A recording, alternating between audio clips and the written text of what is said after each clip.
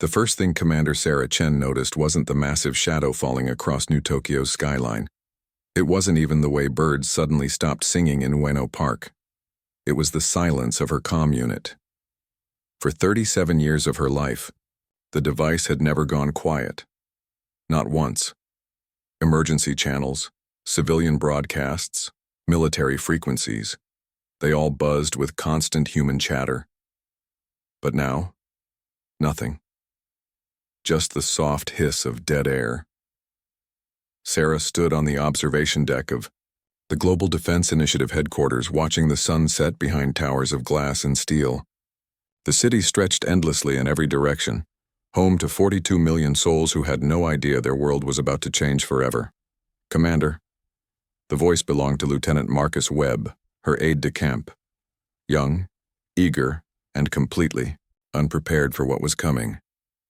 "Ma'am, you need to see this." Sarah didn't turn around.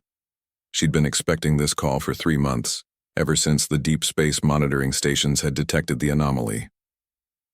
"Let me guess. They're here." "Yes, ma'am. All of them." That made her turn. Marcus held a tablet, his face pale in the blue glow of the screen. The display showed a tactical overview of Earth's orbital space, normally cluttered with satellites, space stations, and the occasional cargo hauler. Now it looked like someone had scattered diamonds across black velvet. Hundreds of them. Maybe thousands. "Jesus Christ," Sarah whispered. Each diamond represented a ship larger than anything humanity had ever built. The smallest ones dwarfed the International Space Station. The flagship is approximately 12 kilometers long, Marcus said, reading from his tablet. "Mass estimates are, well, they're probably wrong. Has to be. Nothing that big should be able to move." But it was moving. Sarah could see it now with her naked eye, a bright star that hadn't been there moments before. As she watched, it grew larger. Her comm unit crackled to life. "People of Earth." The voice was calm, almost gentle. It spoke perfect English, though. Something about the cadence felt wrong. Too measured, too precise. "I am Regent Vex Halley of the Hegemony Eternal. Your primitive communications networks are now under our control." Sarah's blood ran cold. If they could hijack every frequency on the planet simultaneously. For 1,000 years, our empire has brought order to the galaxy. 1,000 worlds kneel before the hegemony. Today, you become the 1,001st. The sky above New Tokyo began to glow. Not with sunset colors, but with harsh white light that made the stars disappear. Sarah squinted upward and saw the source. Dozens of the alien ships had descended through the atmosphere. They hung motionless above the city like sword blades waiting to fall. "Your governments have 72 hours to declare unconditional surrender," Regent Vex Halley continued. "Resistance is not just futile, it is impossible. We have observed your species. We know your capabilities. You possess no technology that can threaten us." Marcus was already moving, speaking rapidly into his headset. "All stations, this is GDI command. Scramble everything. I want every bird in the air in 10 minutes. Sarah grabbed his arm. "Belay that order." "Ma'am? We're not ready." She looked back at the ships hovering over the city. Not even close. The alien voice returned, and this time Sarah could hear the smile in it. "We know you are listening, Global Defense Initiative. Your Commander Chen stands on the observation deck of your headquarters, watching our ships. We see you, Sarah. We see everything." A chill ran down Sarah's spine. They knew her name. They knew where she was standing. What else did they know? "Your species intrigues us," Vex Halley continued. "Most worlds surrender immediately when they see our fleet. A few require demonstrations. But you? Your preliminary scans suggest something different, something that might actually make this interesting." One of the ships above the city began to descend. Sarah could make out details now. Sleek curves of metal that seemed to bend light around them. Weapon ports that glowed with barely contained energy. It was beautiful in the way a cobra was beautiful. Deadly and alien and perfect. "So we offer you a choice," the regent said. "Surrender now, and your world will be incorporated peacefully into the hegemony. Your people will serve, but they will live. Resist, and we will demonstrate why 1,000 worlds chose to kneel. The ship stopped its descent directly above GDI headquarters. Sarah could see her own reflection in its polished hull. 72 hours, Commander Chen. Choose wisely. The transmission ended. Marcus was staring at her, waiting for orders. Behind him, the command center had erupted into barely controlled chaos. Analysts shouted readings at each other. Communications officers tried desperately to reach other defense installations. Someone was crying. Sarah took a deep breath and activated her command frequency. All stations, this is Commander Chen. Stand down to condition yellow. Repeat, condition yellow. All personnel report to stations and await further orders. Ma'am? Marcus looked confused. Should we what, Lieutenant? Launch our fighters against ships that could swat them like flies? Fire missiles that probably can't even scratch their hulls? Sarah turned back to the window. The alien ship hung there like a metallic moon. They're right about one thing. We're not ready. So what do we do? Sarah smiled, and for the first time since the aliens had arrived, she felt something other than fear. She felt angry. We get ready. Chapter 2. The weight of world's President Elizabeth Hawthorne had seen many things in her 2 terms leading the United Earth government: terrorist attacks, natural disasters, the colonization of Mars. But nothing had prepared her for this moment. Sitting in the Situation Room beneath the Colorado Rockies, staring at a holographic display that showed alien warships positioned over every major population center on Earth. How many? She asked quietly. General Harrison Park, chairman of the Joint Chiefs, consulted his tablet. Confirmed sightings over 147 cities. They're prioritizing population centers and strategic installations. But ma'am, he paused. They're not just hovering, they're scanning. Scanning for what? Everything. Our technology, our infrastructure, our military capabilities.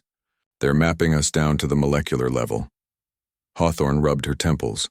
She'd been awake for 18 hours straight, ever since the first ships had appeared over Luna Station. And our response options? The room fell silent. Secretary of Defense Janet Morrison cleared her throat. Limited, Madam President. Our most optimistic projections give us a 12% chance of successfully engaging even one of their smaller vessels. 12%. Hawthorne laughed bitterly. Against one ship, they have thousands. There is one possibility, a new voice said from the back of the room. Everyone turned to look at Dr. Elena Vasquez, director of the Prometheus Project. She was a small woman with prematurely gray hair and eyes that had seen too many classified briefings. It's experimental, highly classified, and probably insane. Hawthorne leaned forward. I'm listening. Dr. Vasquez activated her tablet, and the holographic display changed. Instead of alien ships, it now showed a complex schematic, something that looked like a fusion reactor crossed with a particle accelerator. Project Prometheus began 5 years ago as a theoretical exercise. The question was simple. What would happen if we could harness the same forces that power a star? A stellar fusion weapon, General Park said. We considered that decades ago. The engineering challenges were insurmountable with conventional technology, Dr. Vasquez interrupted. But 6 months ago we achieved stable microfusion in a laboratory setting. The energy output was significant. She touched her tablet again. The schematic zoomed in, showing internal components that seemed to twist through dimensions that hurt to look at. This is theoretical, Hawthorne said slowly. How theoretical? We've built a prototype. It's currently installed in a facility beneath Mount McKinley. If our calculations are correct, a single device could generate approximately 1.7 terawatts of directed energy. The room went dead quiet. General Park was the first to find his voice. Doctor, that's enough energy to glass a continent, or punch through whatever shielding those ships are using, Dr. Vasquez replied calmly. Hawthorne stood and walked to the display. The schematic rotated slowly, showing angles and dimensions that seemed to change when she wasn't looking directly at them. What's the catch? Several catches. First, we only have one prototype. Second, it's never been tested at full power. Third, there's a 15% chance it will create a cascading quantum implosion that destroys everything within a 50-kilometer radius. And fourth, Dr. Vasquez hesitated. We need someone to deliver it. The device has to be within 10 kilometers of the target to ensure penetration of their shields. That means a suicide mission, Hawthorne finished. Secretary Morrison leaned back in her chair. Madam President, we can't seriously be considering this. Even if it works, we'd only take out one ship. They'd retaliate by sterilizing the planet.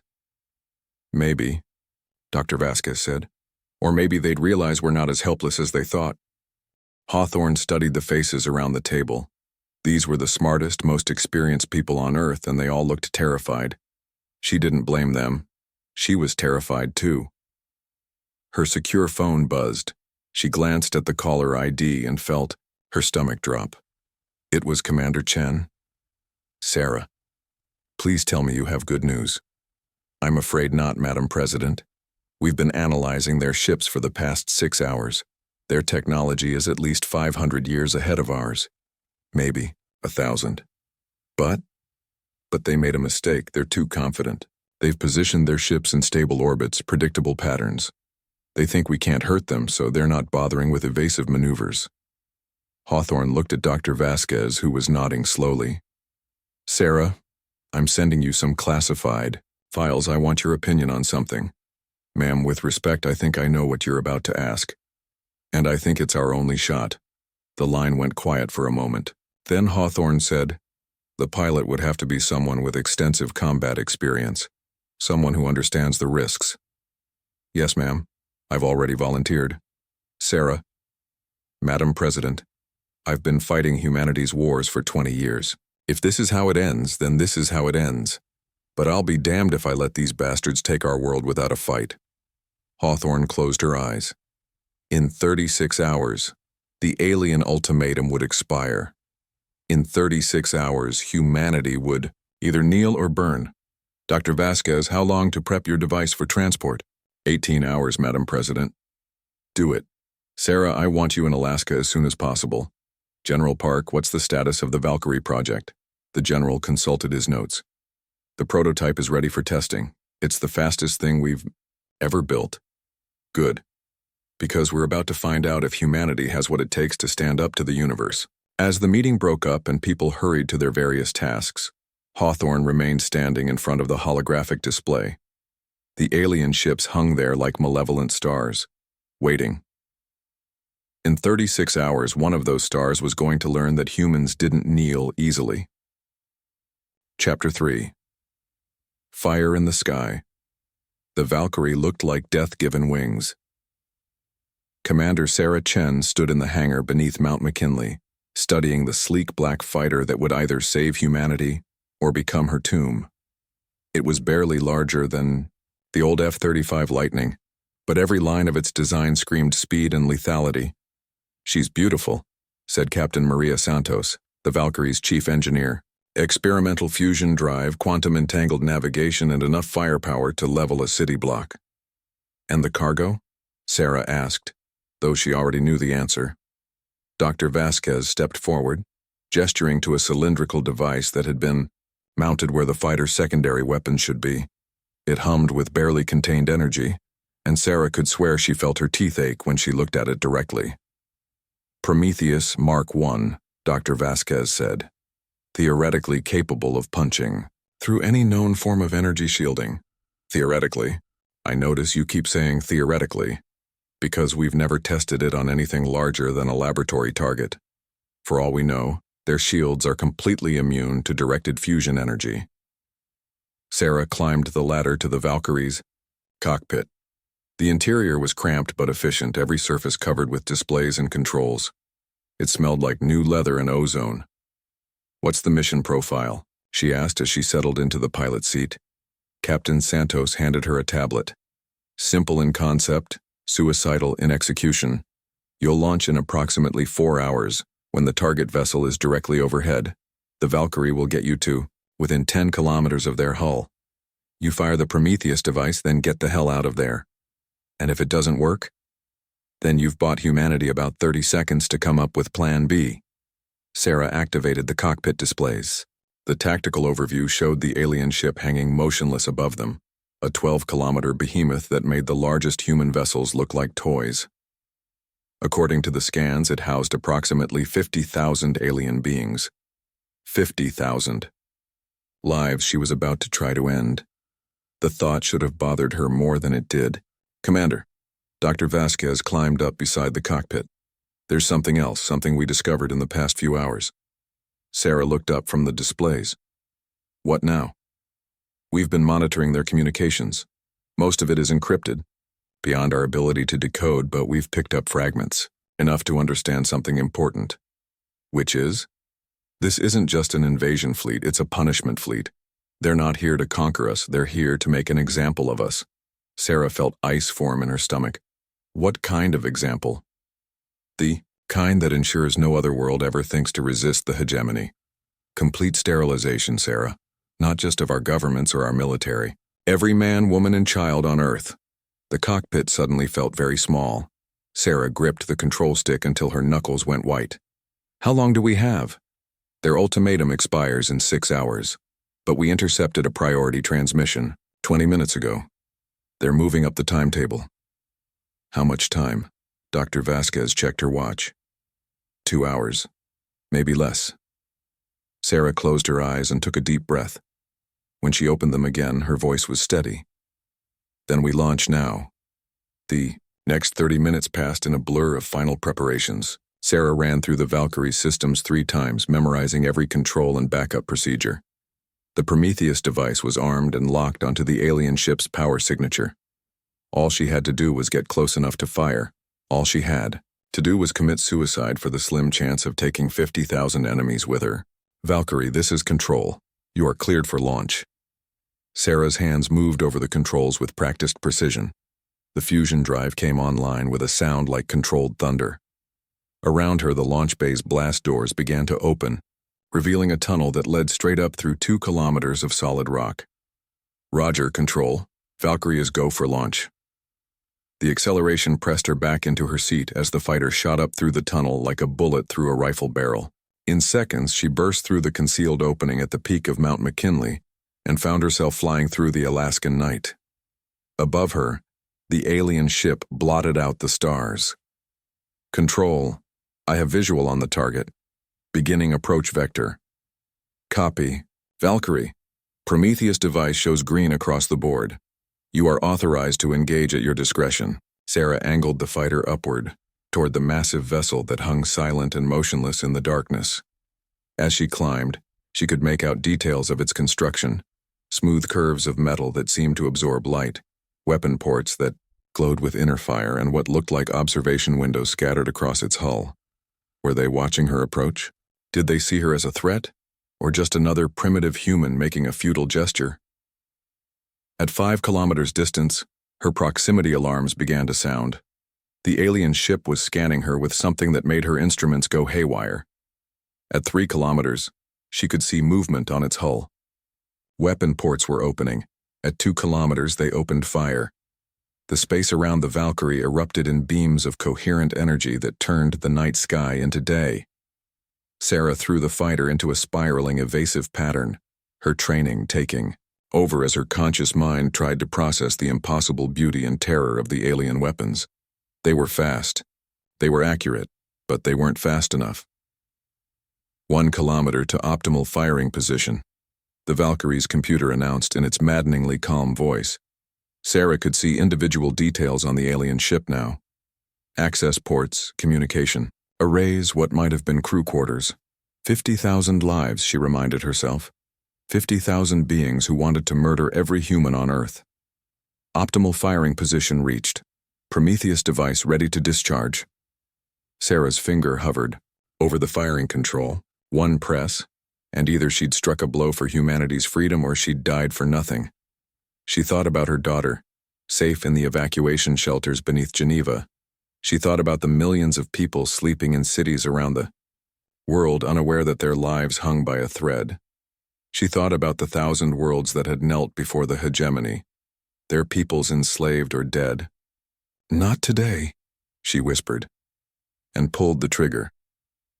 The Prometheus device fired with a sound like reality tearing.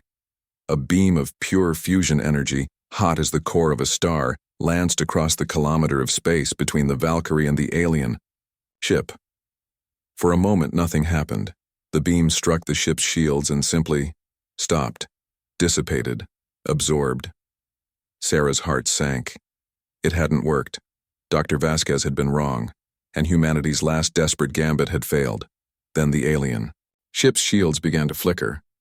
The fusion beam, instead of dissipating, had created a cascading resonance in their defensive systems.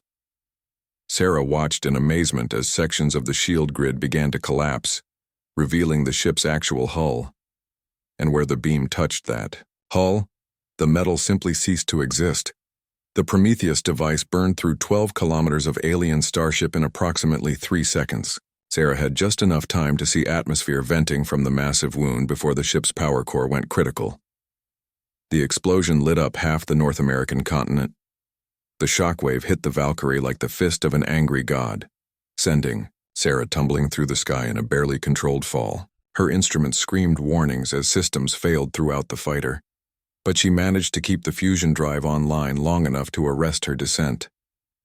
When she finally regained control and looked up, the alien ship was gone. In its place was an expanding cloud of debris and superheated gas that painted the aurora borealis in shades of gold and crimson. "Control, this is Valkyrie. Target is destroyed. I repeat, target is destroyed." The silence that followed lasted for nearly 10 seconds. Then the comm channel erupted in cheers and shouting and what sounded like someone crying with relief. But Sarah wasn't celebrating. She was looking at her long-range sensors, which showed the rest of the alien fleet beginning to move. Hundreds of ships, thousands, all of them now converging on Earth with what she could only assume were very hostile intentions. "Control," she said quietly. "I think we just made them angry."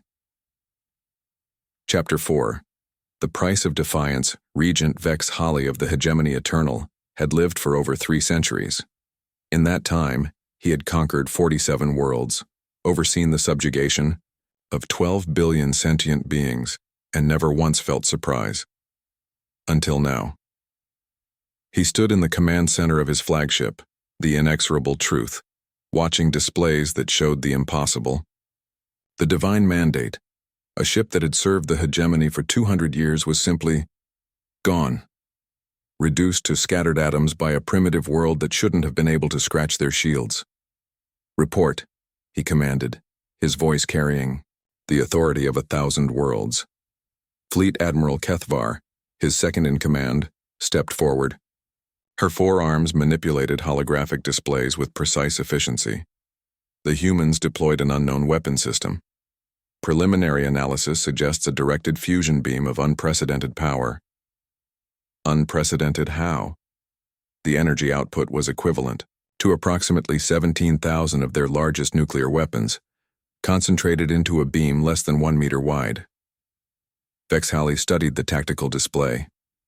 The human fighter that had delivered the weapon was still out there, limping back toward their primitive planet on damaged engines. A single small ship, barely the size of a hegemony shuttle, had just destroyed 50,000 of his people. "How is this possible?" he asked. "Our intelligence indicated they were centuries away from developing such technology." "Unknown, Regent. Their technological development has been erratic. They possess faster-than-light communication but still use chemical rockets for most of their space travel. They have achieved fusion power, but their largest cities still burn fossil fuels." "Admiral." Kethvar paused, her secondary arms twisting in what humans might have recognized as uncertainty. "There is another possibility. Speak. What if we were wrong about them? What if they're not as primitive as we assumed?" Vex Holly considered this.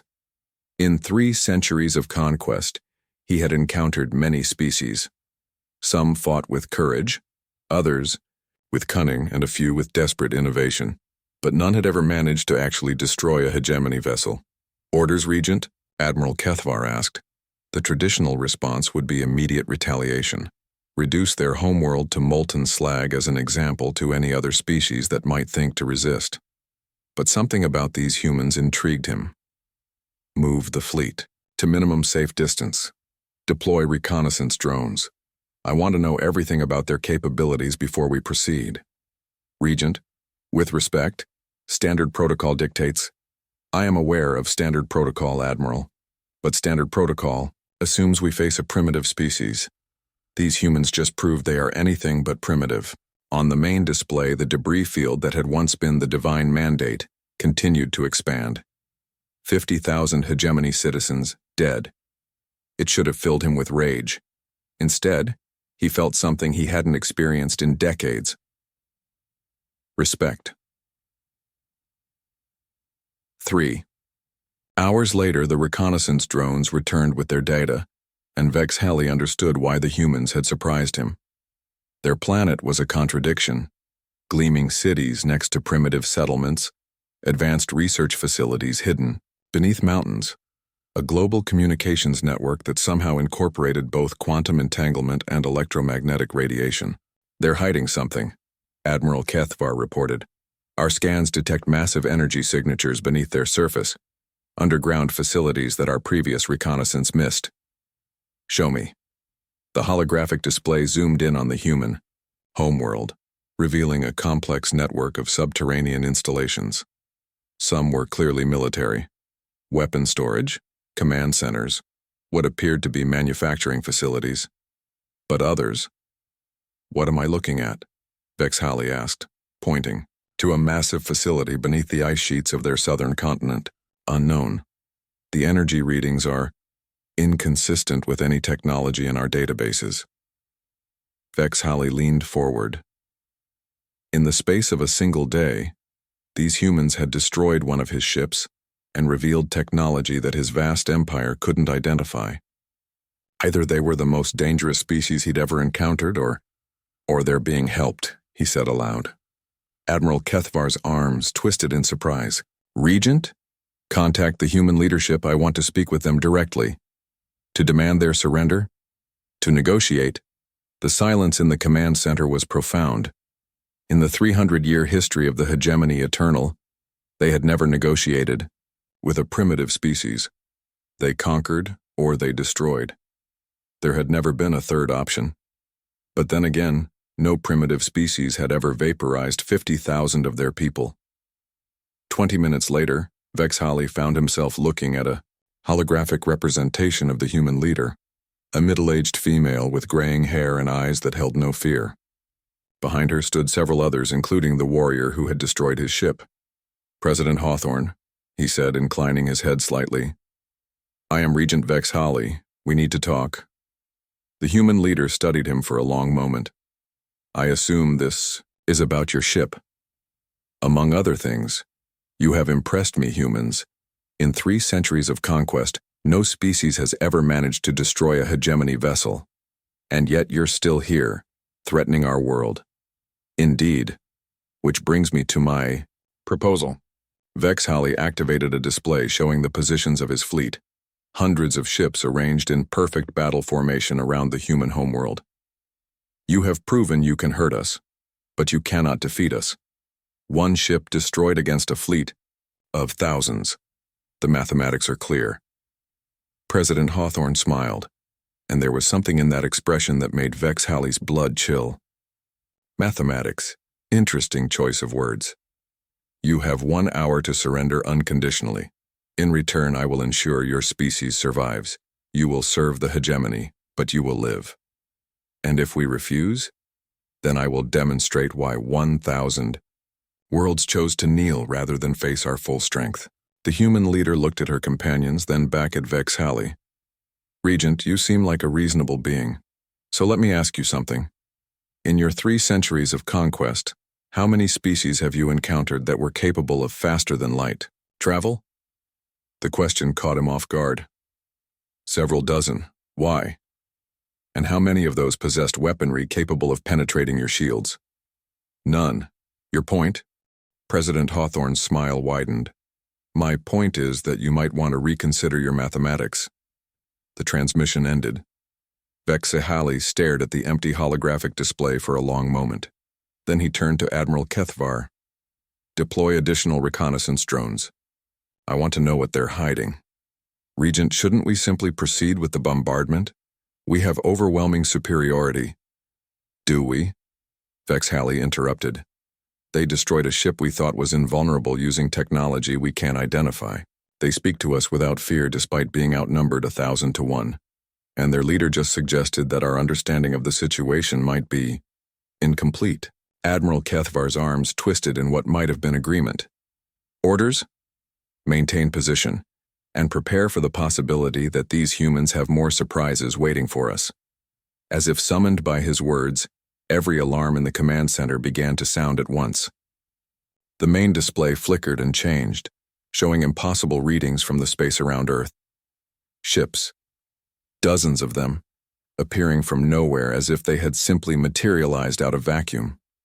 But these weren't human vessels. They were sleek, graceful craft that seemed to bend light around them like liquid metal, and they were positioned between the hegemony fleet and Earth. Admiral, a communications officer called out, "We're receiving a transmission. It's from the newcomers." On screen, the holographic display activated, showing a being that Vexihali recognized with a mixture of awe and terror. Tall, graceful, with features that seemed carved from starlight itself. One of the ancients, the legendary first race that had vanished from the galaxy millennia ago. "Regent Vexihali," the ancient said, its voice carrying harmonics that hurt to hear. "You have violated the sanctuary protocols. Withdraw your forces immediately." Vexihali found his voice with difficulty. The sanctuary protocols were theoretical. No world has ever. This world has. Earth was marked as a protected species 47,000 years ago. We have been watching. We have been waiting. And now, we are here. The display changed, showing a scan of Earth that revealed something Vexihali had never suspected. Buried, beneath the human cities hidden in their deepest oceans scattered across their moon, ancient technology. Thousands of devices dormant but ready to activate. The humans are our children, the ancient continued. Not biologically, but spiritually. They possess something rare in this galaxy, the willingness to fight for their freedom regardless of the odds. We have been guiding their development, waiting for them to reach the point where they could defend themselves. "That weapon," Vexihali said, understanding flooding through him. "The one that destroyed my ship." "A gift.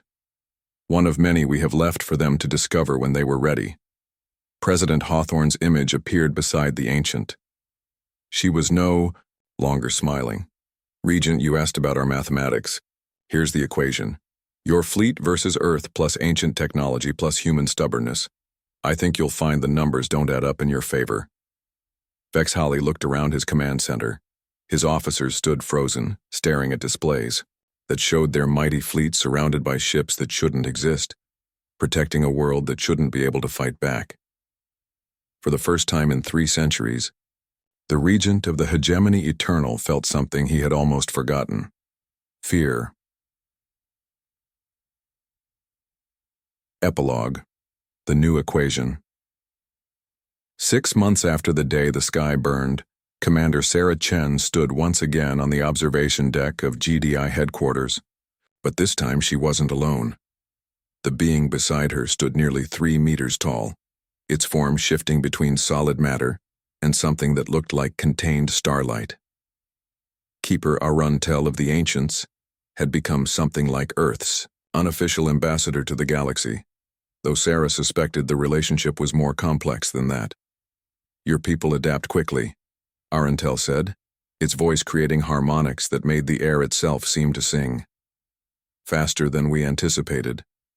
Sarah looked up at the sky where human ships now patrolled alongside ancient vessels. In 6 months, humanity had gone from a primitive species trapped on a single world to junior partners in a galactic alliance. The learning curve had been steep, but humans were nothing if not adaptable. "The hegemony fleet?" she asked. Withdrawn. To the outer rim. Regent Vex Holly has declared Earth a neutral zone. Apparently, the loss of the divine mandate convinced him that some battles aren't worth fighting. Sarah smiled. And the other 1,000 worlds? Ah. If an ancient could look amused, Arantel managed it. That is the truly interesting development. It seems that news of humanity's resistance has spread throughout hegemony space. Several worlds have begun to ask uncomfortable questions about their status as subjects. Revolution? Evolution. The galaxy is changing, Commander Chen. Your species has reminded everyone that kneeling is a choice, not an inevitability. Sarah turned to study her companion. In 6 months of working together, she'd learned that the ancients rarely did anything without layers of meaning. This was always the plan, wasn't it? You didn't save us. You used us. We guided you. There is a difference. Arantel gestured toward the stars. The hegemony has grown complacent through centuries of easy conquest. They needed to be reminded that the universe is larger and stranger than their simple mathematics suggest. And if we'd failed? If they'd simply sterilized Earth? Then we would have mourned your passing and waited for the next species to reach the necessary level of development. But we had faith in your people, Sarah Chen. Humans have something most species lose as they grow civilized: the ability to be magnificently, irrationally stubborn in the face of impossible odds. Sarah laughed. Is that what you call it? Magnificent stubbornness? Among other things. Your people refused to kneel when kneeling was the logical choice. That kind of irrationality is precious above them. A human patrol ship rendezvoused with an ancient vessel, their forms graceful against the star field. Tomorrow, Sarah would be aboard one of those ships, leading humanity's first diplomatic mission to the Centauri Coalition. Next month, they would host a conference of representatives from 12 different species. The universe had gotten much larger in the past 6 months, and much more interesting. Keeper, Sarah said, can I ask you something? Of course. How many other protected species are there? How many other worlds are you watching and waiting for? Arantel was quiet for a long moment. When it spoke, Sarah could hear something like sadness in its harmonic voice. Fewer than there once were. The galaxy is vast, Commander, but life is fragile. For every species that develops the strength to stand against tyranny, a dozen others choose the safety of submission. But not us. No. Not you. When faced with the choice between freedom and survival, humanity chose both. That is why you are here. That is why the equation has changed. Sarah looked out at the stars, thinking about the future. Somewhere in that vast expanse, the hegemony still ruled over 1,000 worlds. But now those worlds knew that resistance was possible. Now they knew that tyrants could bleed. And somewhere else in that darkness, other young species were looking up at their own skies, dreaming of the day when they too might touch the stars. True, universe was about to get much more interesting indeed. Thank you, Sarah said quietly. For what? For believing we were worth saving? Arantel's form shifted slightly, and Sarah could swear she saw something like a smile in its alien features. Commander Chen, you misunderstand. We didn't save you because you were worth saving. You proved you were worth saving by refusing to be saved at all. Sarah considered this as she watched the stars wheel overhead. In the distance, she could see the lights of New Geneva, rebuilt and thriving after the chaos of first contact. Children played in parks that had been emergency shelters 6 months ago. Scientists worked in laboratories studying technology that would have been pure fantasy a year earlier. Humanity had refused to kneel, and the galaxy had paid attention. What happens now? She asked. Now? Arantel's harmonic voice carried a note of anticipation. Now you do what humans have always done best. You surprise everyone, including yourselves. The ancient began to fade, its form dissolving into motes of light that danced on the evening breeze. The equation has changed, Sarah Chen. The galaxy will never be quite the same. As Keeper Arantel vanished completely, Sarah remained on the observation deck, looking up at a sky that held infinite possibilities. Tomorrow would bring new challenges, new worlds to explore, new species to meet. But tonight she was content to stand beneath the stars and remember the day humanity proved that some things were worth fighting for, no matter the odds. Above her, human and ancient ships continued their eternal patrol, guardians of a world that had refused to kneel. And in the depths of space, carried by quantum entanglement and hyperspace relays, a simple message spread from star to star. Earth stands free. The revolution had begun. The end.